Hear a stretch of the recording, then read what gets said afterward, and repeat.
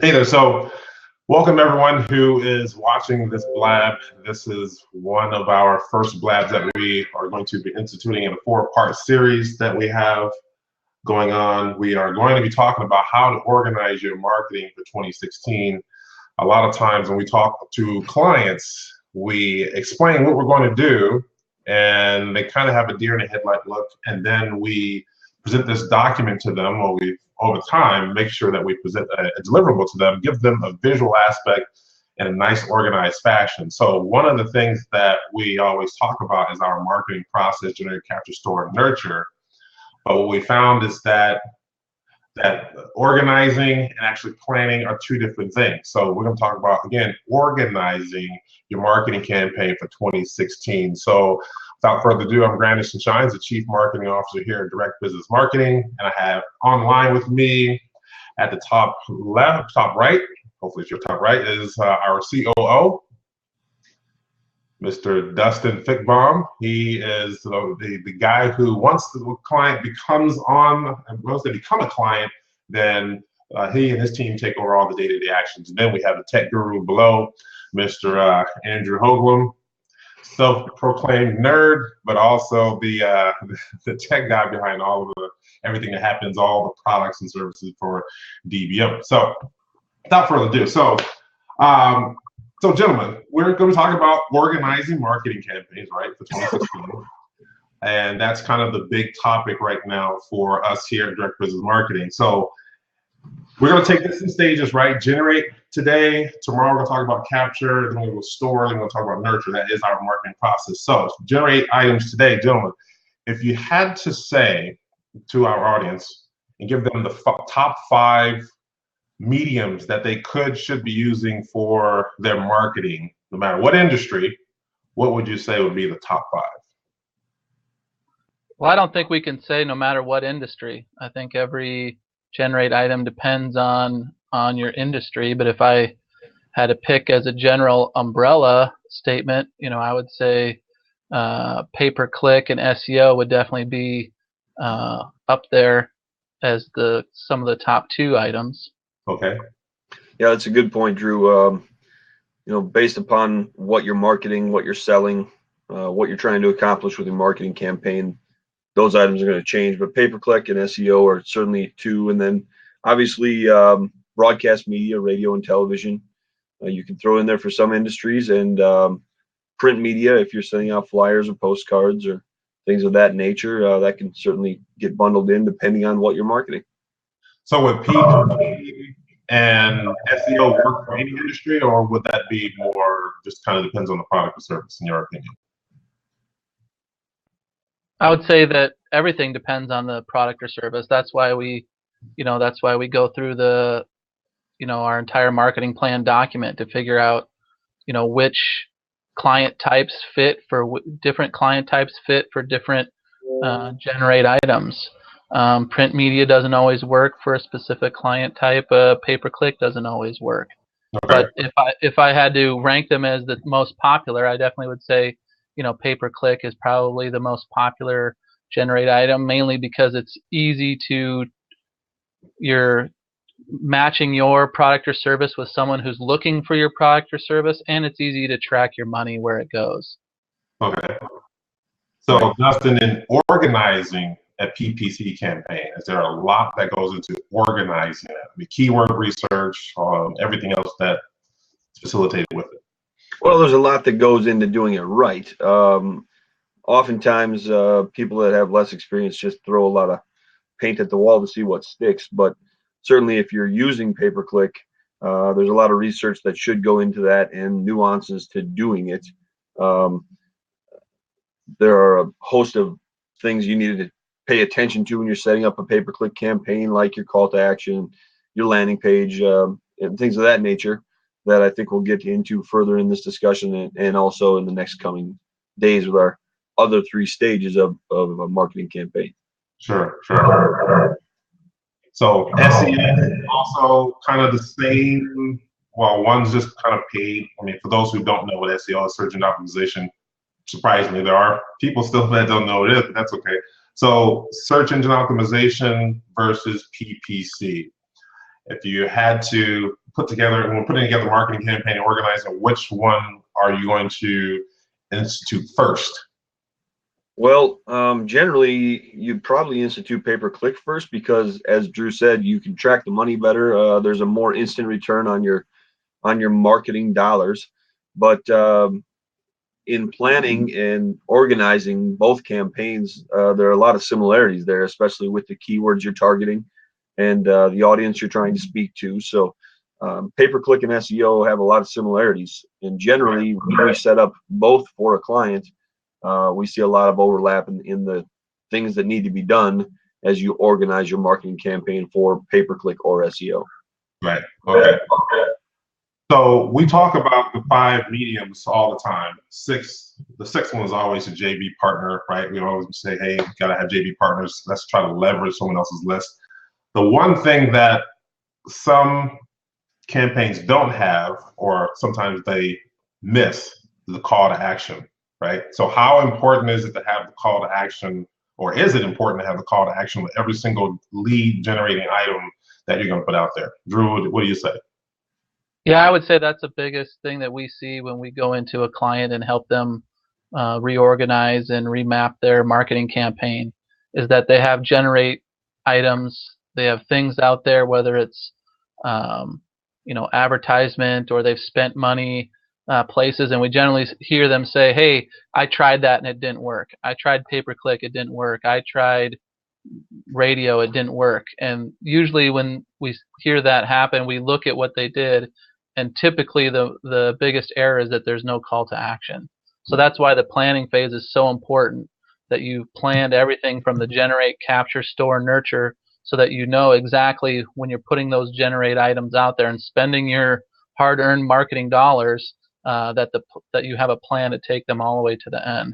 So even though it's the tip of the spear, so to speak, you still have the end goal in mind. Okay.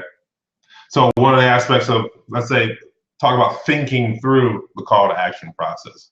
You find that that's something that's not adhered to all the time. So what do we mean by thinking through when you're talking about organizing and putting together your marketing plan? Well, they don't. Typically, we see clients that just do more advertising, and by that I mean putting their logo or website or phone number, anywhere, whether it be in a magazine or on the side of a bus.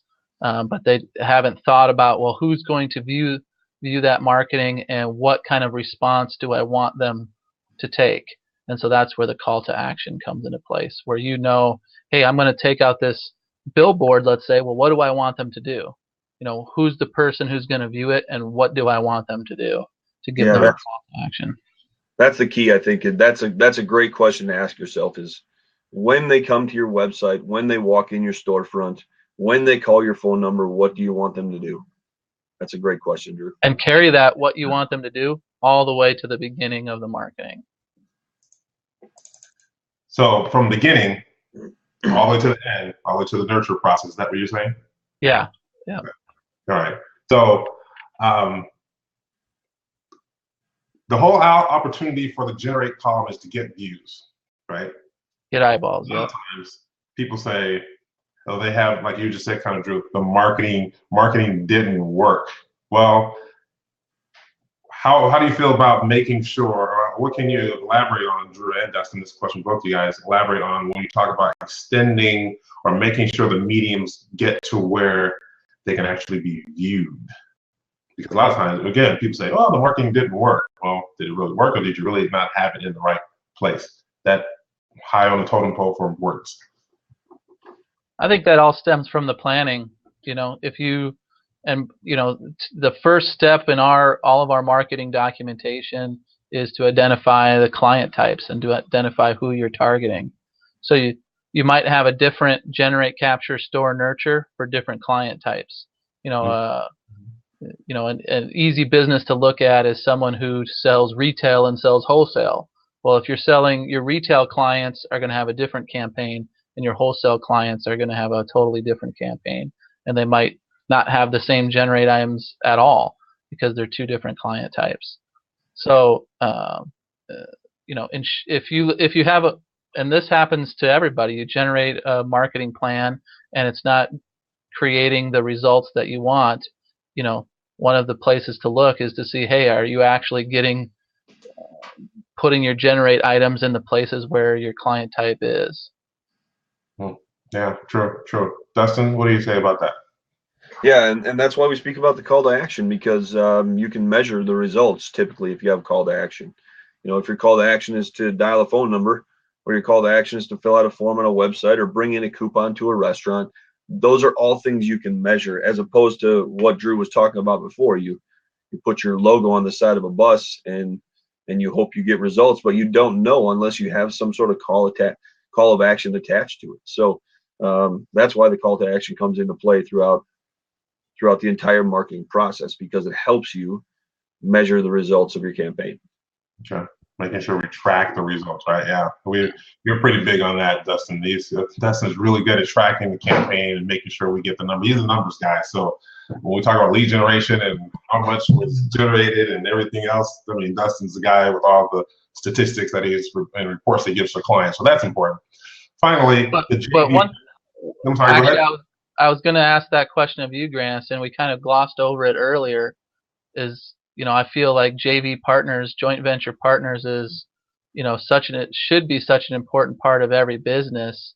When you're out talking to clients and bringing them on board and creating marketing plans, how do you help them identify what JV partners to go after? Yeah, the main thing I tell them is to think of someone that another business, preferably someone and they know your business, their business, and they know yours. Is that business offering something that is to the same client type, but offer a different product or service? That's the most important thing. You have to identify, do they have the same client type and offer a different product or service? A very good example of that is the real estate industry, right? We cater to real estate folks, real estate agents. One of their JV partners, or one of our JV partners, could and should be mortgage companies. They have the same company or the same client type that they're going after, real estate agents, but they offer a different product or service. Another one would be title companies. In fact, I'm meeting with a title company tomorrow for this same particular purpose, making sure that we align ourselves. They want us to come in and do some marketing for their client type, which are real estate agents, which are our client type. So there's a mutual benefit all the way around for all three parties. So that's the most important thing when you're identifying a JV partner. Again, do they offer something to the same client base, and making sure that they're not competing, so they're offering a different product or service. So that's always. I think it's important sorry to interrupt, Grandson, but I think it's important with JV partners not to go in with your hand out, Right, but to go in and say, not only can you help me get to more people on your list, but let me help you get to people on my list. Sure. Have it be a two-way street. It's a great point. That's the main thing that we have to make sure, and it behooves us to make sure that we are communicating with our list, right? Because we have an audience with our list. When we reciprocate the email that goes out to our list on their behalf, we can give them that endorsement, and they will then make sure that we bandy that email conversation between clients. So yeah, making sure you come with something to offer versus something that you're asking for is important. Very good point, Drew. I like that one. So, but that's pretty much it for today's conversation, folks. I wanted to make sure that we talk about this in our marketing process, Generate, Capture, Store, Nurture. Stay tuned with us tomorrow as we talk about the capture source and how do you organize and plan that correctly for your marketing campaign for 2016. Gentlemen, any closing thoughts? Well, we have, just to bring up, we have our marketing plan document for 2016 to help you get organized. So aren't we making that available on our website, Grandison? Yeah, we'll make that available later on. Yep, we will definitely give you a tool to make sure, one that we use internally, that we use as our deliverable to our clients too. So we know that it works, and we'll make sure we offer that to you guys also. All right. Thank you very much, and we'll talk to you tomorrow, same place, same time, 10 a.m. Mountain Standard Time. Thank you very much, and we'll talk to you later. Bye.